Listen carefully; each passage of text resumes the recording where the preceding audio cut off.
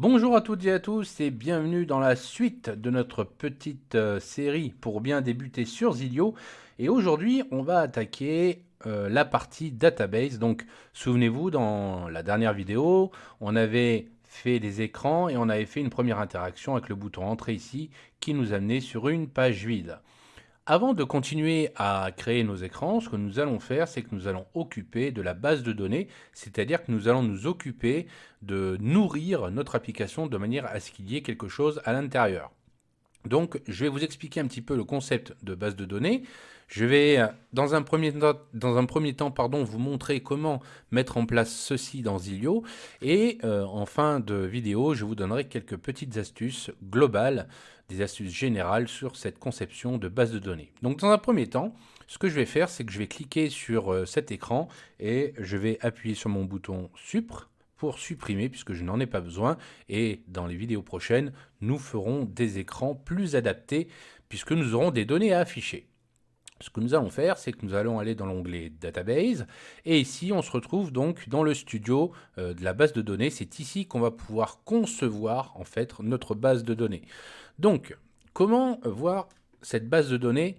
Comment imaginer en fait à quoi ressemble une base de données? En fait, c'est un petit peu, alors je fais une comparaison assez simple, ça ressemble un petit peu à une feuille Excel ou une feuille Google Sheet. C'est-à-dire que vous allez avoir des feuilles, et dans ces feuilles, vous allez avoir des colonnes, et vous allez nourrir, vous allez donner de l'information dans ces colonnes. Et bien là, c'est un petit peu la même chose, mais présenté différemment.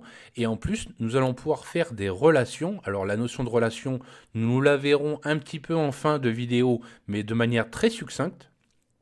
Puisque ici, dans notre exemple, dans notre petit exemple, nous n'aurons pas besoin de relations, mais il faut savoir qu'on va pouvoir créer des relations entre les tables, ce qui permet de, en fait, de pouvoir aller retravailler, enfin, aller chercher une information dans le contexte d'une autre. Mais ça vous paraît un petit peu abstrait tout de suite, c'est normal. On va commencer par le début. Déjà, comment créer une table dans Zilio. Donc ici, on est dans le studio Database. Et à gauche, vous voyez qu'on a des exemples de tables. Alors déjà, je vais vous montrer à quoi ressemble une table. Pour ceci, on va prendre un exemple tout fait, qui est la table User. Je vais cliquer, glisser la table. Et vous voyez que ça se présente de cette manière, donc sous forme d'une table. Donc vous imaginez notre petite feuille qui s'appelle Users. Et à l'intérieur, j'ai des colonnes qui sont Name, Email, Password, Phone Number et Profile. Donc en fait, ici, ce sont nos colonnes. Et dans l'idée, lorsque nous allons éditer cette table, vous voyez que ça ressemble un petit peu à une feuille Excel ou à une feuille Google Sheet. On va pouvoir mettre des données à l'intérieur. Et c'est ces données que Zilio ira chercher lorsqu'il va vouloir afficher quelque chose dans votre application. Alors, pour bien comprendre comment cela marche, je vais vous montrer à quoi ressemble une colonne. On appelle ça aussi un champ. Ici, vous voyez que j'ai un petit crayon qui me permet d'éditer ce champ. Et vous voyez qu'on a un nom, donc là c'est name, et on a un type. Le type représente en fait le type de données que l'on va stocker dans cette colonne. Ici, c'est du texte. Mais on pourrait très bien stocker des nombres, des dates, des images, des liens, des URL, des liens Internet, des mots de passe, des emails, etc. Vous voyez que Zilio a un certain nombre de types prédéfinis que vous allez pouvoir utiliser. Voilà. Donc, ce que l'on va faire dans un premier temps, c'est que là, je vais faire les trois petits points et je vais effacer cette table. Et nous allons concevoir ensemble la base de données pour cette petite application et vous allez voir qu'elle est très simple.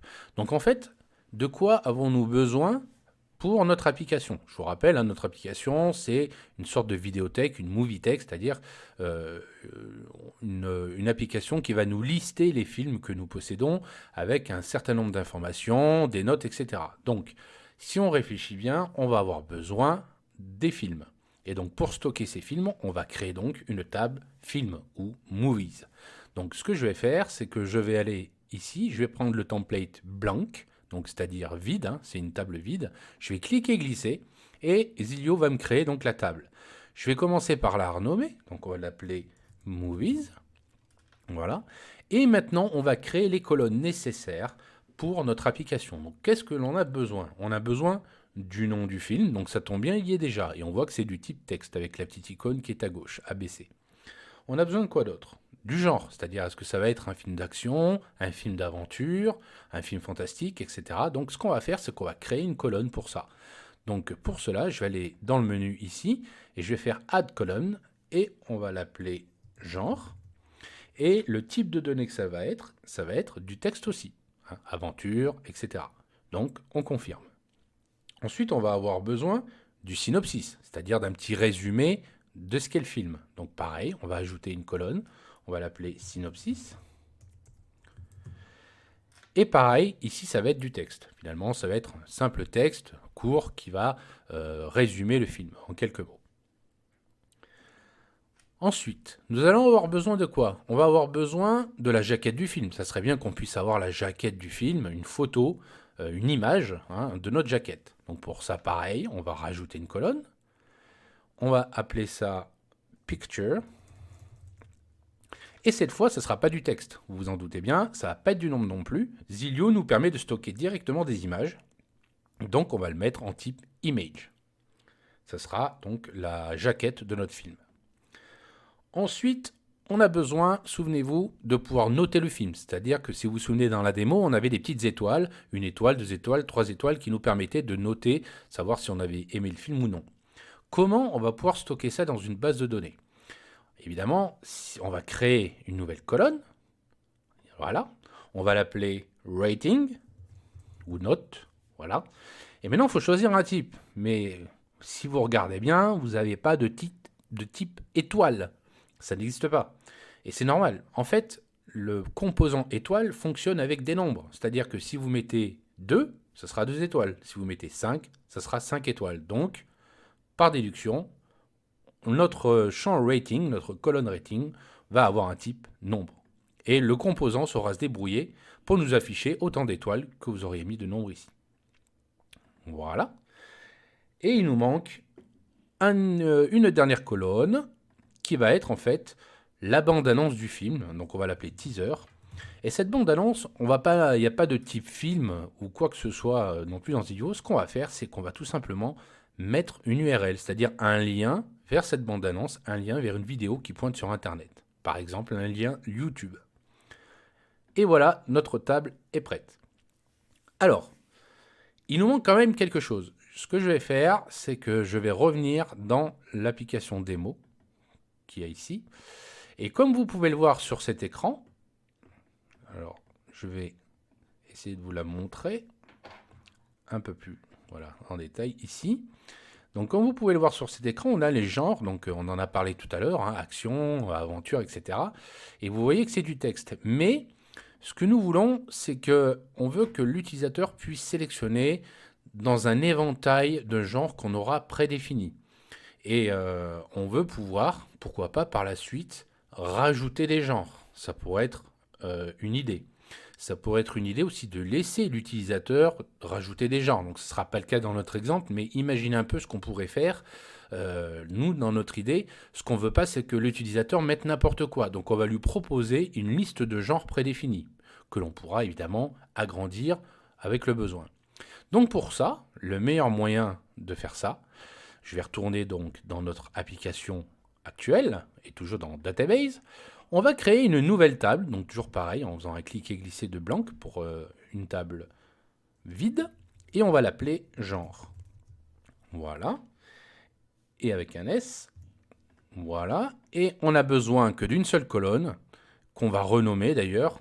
On pourrait laisser name, mais moi j'aime bien mettre label. Voilà, donc en fait, c'est-à-dire le nom du genre. Et c'est tout.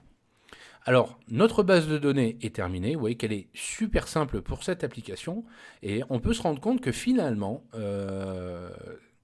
une application complète comme on est en train de le faire, parce que c'est quand même une sorte de vidéothèque qu'on est en train de mettre en place, eh ben, c'est pas si compliqué que ça, finalement, de mettre en place cette base de données.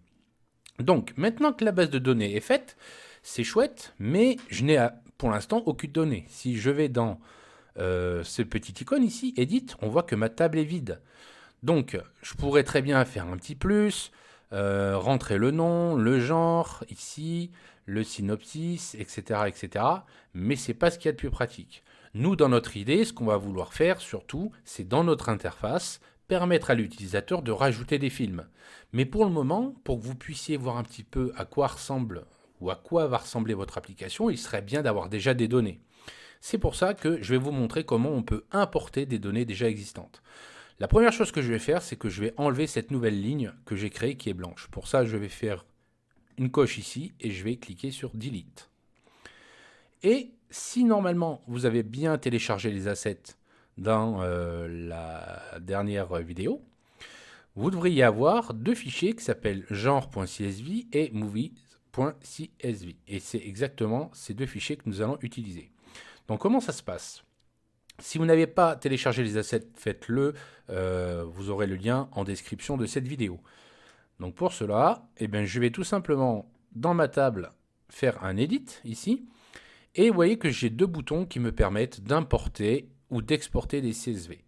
Donc export CSV, c'est par exemple quand vous avez déjà une application toute faite et que vous avez envie d'exporter les données. C'est ce que j'ai fait d'ailleurs pour pouvoir vous donner ces assets en téléchargement. Et vous allez pouvoir importer tout simplement un CSV qui correspond à votre table. Donc pour cela, on va cliquer sur Import CSV et je vais sélectionner, alors faites attention de bien sélectionner le bon, là on est dans la table Movies, donc on va sélectionner le CSV Movies et on va faire Ouvrir. Et là en bas, Zilio nous dit qu'il est en train d'importer et il vient de nous dire que c'est fait. Nous allons vérifier ça tout de suite. Comment ? En cliquant sur Edit. Et là vous voyez, c'est magique. Zilio a directement importé toutes les données qu'il y avait dans l'application. Donc on a les noms, les genres, le synopsis, etc., etc. Donc là, tout est parfait. Maintenant, ce que nous allons faire, c'est la même chose pour genre. Donc pareil, on va faire Edit ici, Import CSV, et on va aller sur genre et ouvrir. Voilà, chose faite. Si on regarde, on a bien tous nos genres. Et vous voyez, c'est ce que je vous disais tout à l'heure, si j'ai envie de rajouter des genres, je peux. Et l'utilisateur le verra dans l'application. Alors pour l'instant, il n'y a aucune relation. En vrai, les plus assidus d'entre vous, ceux qui ont l'habitude des bases de données, pourront dire qu'on pourrait faire effectivement des relations ici. Il y aurait quelque chose à faire. Mais l'idée de cette série, c'est vraiment de vous faire débuter. Donc je ne vais pas aller trop dans la complexification, on peut le dire comme ça, dans la complexité, pardon, excusez-moi. Et on va garder les choses simples. En revanche, je vais vous expliquer et vous donner quand même quelques petites astuces pour concevoir vos bases de données. Et dans des vidéos ultérieures, je vous montrerai bien évidemment comment faire des relations et en vous donnant des exemples concrets. Dans l'idée ici, on avait quelque chose quand même d'assez simple. On a que deux tables. On a une table avec les films, une table avec genre. Bon. Ce qu'il faut bien réfléchir et ce qu'il faut bien comprendre, c'est que peu importe que vous soyez sur Zilio ou dans n'importe quel, j'ai envie de dire, logiciel qui utilise une base de données, il faut bien que vous pensiez à la création, à l'organisation de vos données. C'est-à-dire qu'il ne faut pas créer pour créer, c'est-à-dire créer des tables et des données pour rien ou qui ne servent à rien. Pour illustrer ça, je vais vous donner un exemple que je donne assez souvent. Alors on va sortir un petit peu du no-code, hein. On va sortir du no-code, du développement, tout ça. On va juste parler de base de données. Imaginez juste une application d'un parking souterrain qui permet en fait tout simplement d'avoir les dépenses recettes, avoir les dépenses et les recettes. C'est-à-dire en gros, on a une voiture qui arrive, elle prend la bande d'entrée, elle rentre se garer dans le parking, elle fait ce qu'elle a à faire. Une fois que c'est terminé, la personne reprend sa voiture, elle sort par la bande de sortie, elle paye et c'est terminé. Et là, dans un exercice comme celui-là, la plupart du temps, quand vous demandez de quoi allez-vous avoir besoin comme table, c'est-à-dire donc comme table, comme feuille, comme tableau, on répond souvent, on va avoir besoin de voiture. La question, c'est est-ce que vous en êtes sûr ? Eh bien, pour répondre à cette question, c'est très très simple. Là, on est dans le cas d'un parking souterrain. Nous, ce qui nous importe, c'est de savoir finalement combien nous a rapporté la journée. Est-ce qu'on a besoin de connaître la couleur du véhicule ? Non. Est-ce qu'on a besoin de connaître la plaque d'immatriculation de la voiture ? Non. Est-ce qu'on a besoin de connaître le modèle du véhicule ? Non plus. Donc vous voyez, on n'a pas besoin finalement d'une table voiture. On s'en fout. C'est pas la voiture qui nous intéresse. C'est les sous qu'elle va donner en sortant à la bande de sortie. Donc en fait, on va avoir deux bornes et puis c'est tout. Et ça, c'est l'erreur qu'on peut faire quand on débute. C'est en fait de vouloir essayer de trop détailler en fait une base de données et finalement pour s'en servir que d'un quart, pardon. Et du coup, ça va alourdir votre application, ça va vous compliquer la tâche dans la conception et ça peut être source d'erreur. Donc c'est très très important que vous réfléchissiez en fait à votre base de données, c'est-à-dire voilà, vous voulez faire telle application, de quoi vais-je avoir besoin? Ça c'est le premier point. Le deuxième point, c'est qu'il faut que vous essayiez, alors je sais que c'est plus facile à dire qu'à faire, mais il faut que vous essayiez de penser votre base de données, c'est-à-dire de la laisser ouverte. Alors qu'est-ce que j'entends par là? J'entends par là qu'il faut que vous puissiez, dans votre idée de conception, vous donner la possibilité d'ajouter des fonctionnalités sans que vous ayez à tout casser. C'est-à-dire que lorsque vous allez construire votre application, votre base de données, il va falloir que vous essayiez de réfléchir en disant, voilà, si je fais cette conception-là, est-ce que derrière, je vais pouvoir, si j'en ai besoin, rajouter des fonctionnalités sans avoir à tout casser, à tout recommencer? Alors je sais que ça peut paraître un peu abstrait ou compliqué comme ça, mais vous verrez qu'avec de la pratique, et à force de faire des applications, de faire des essais, etc., ça va vite rentrer, vous allez vite prendre le pli, comme on dit, et ça va devenir naturel. Mais sachez que c'est généralement des erreurs qu'on fait au début, c'est qu'on veut absolument mettre plein de choses et finalement ça ne sert à rien et ça vous complexifie même la vie. Et on peut même arriver à des résultats, ce qu'on appelle des régressions, c'est-à-dire que vous aviez quelque chose qui marchait et à force d'ajouter des choses, etc., ben, vous avez tout cassé, il n'y a plus rien qui marche ou des choses qui marchaient avant ne marchent plus maintenant. Donc voilà. Donc c'est pour ça qu'il faut bien que vous pensiez à ça. Maintenant, pour que vous puissiez voir un petit peu à quoi ressemble, par exemple, une base de données un chouïa plus complexe, en voilà une.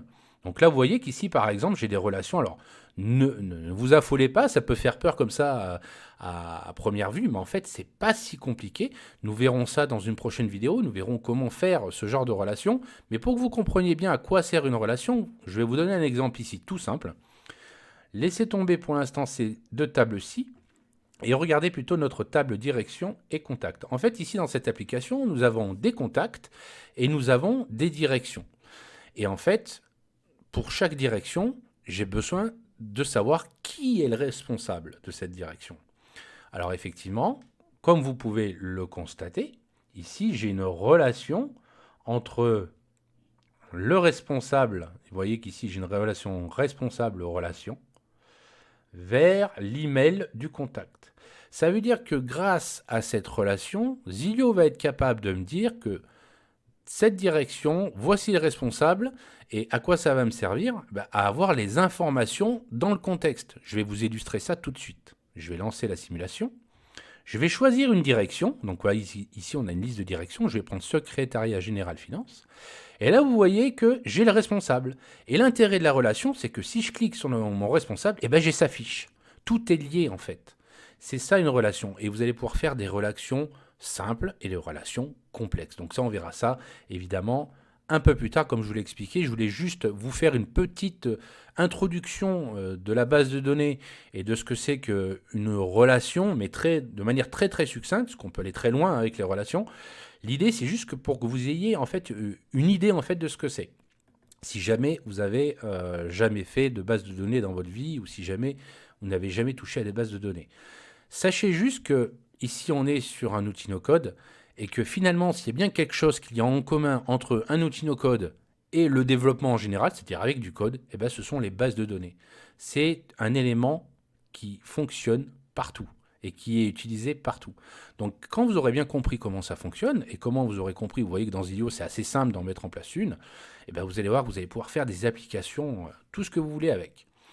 Petite parenthèse, on va pas le voir non plus dans cette série, mais je vous le remonte quand même. On peut également lier en fait notre application Zilio à d'autres types de bases de données comme le Google Sheet, Airtable ou encore TimeTonic. Comme je vous le disais, ça fera l'objet de vidéos spécifiques pour vous montrer comment on peut lier des services tiers à Zilio. Voilà donc pour cette vidéo. Donc c'était, j'allais dire, une vidéo assez importante parce qu'il faut que vous compreniez bien comment fonctionne à la fois une base de données, de manière basique on va dire, et puis comment l'implémenter dans Zilio. Maintenant que ceci est fait et maintenant que l'on a nos données, dans la prochaine vidéo, nous allons pouvoir refaire nos écrans. Donc j'en avais effacé un au début, tout simplement parce que nous allons refaire cet écran de manière un petit peu plus complète et en utilisant un autre template d'écran. Donc nous allons faire 2 écrans supplémentaires, je vais vous les montrer. Nous allons en fait créer l'écran movie qui nous permettra d'avoir la liste de films, la liste des genres, avec le petit bouton plus pour ajouter un film, et le détail d'un film ici, donc comme vous voyez avec le nom, le genre, le synopsis, etc. et la bande-annonce, et notre petit rating ici avec les étoiles. Donc, si ce n'est pas encore fait, lâchez le petit pouce, ça fait toujours plaisir.